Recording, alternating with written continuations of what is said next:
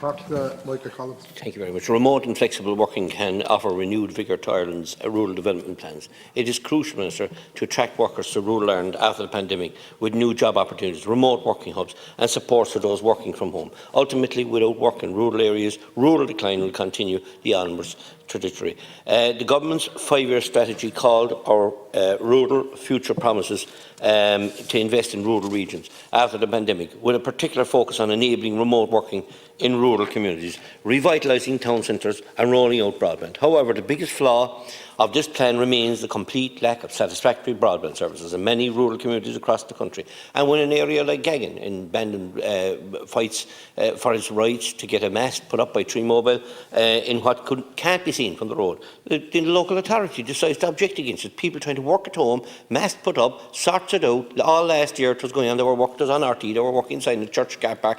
They were able to work at home. Then the local authority decides, we don't think that mast, it's too high, so we have to take it down. And now it's gone into Bord Planal. That kind of negativity gives people no chance to be able to work at home. Over the course of the pandemic, we have all discovered new ways of working, and this can and should help our rural communities. In order for rural Ireland to play a central role in our recovery from the impact of COVID-19, is for a radical step change to improve and upgrade the sub-bar infrastructure, including broadband. I know from my own constituents, lack of broadband in parts of Cork South West means there is no way you can live in these areas. You can just work from. You can't just simply work from home. The government need to work with private broadband operators and the wireless side of it, while we wait for the rollout of this dream national plan that never comes to the local communities. We all know the cost of diesel and petrol now for people, and the paltry some being leaked around at 15 or 20 cent reduction coming out from the government is shocking. It's disgraceful, and it's anti-family, it's anti-work, it's anti-everything that goes.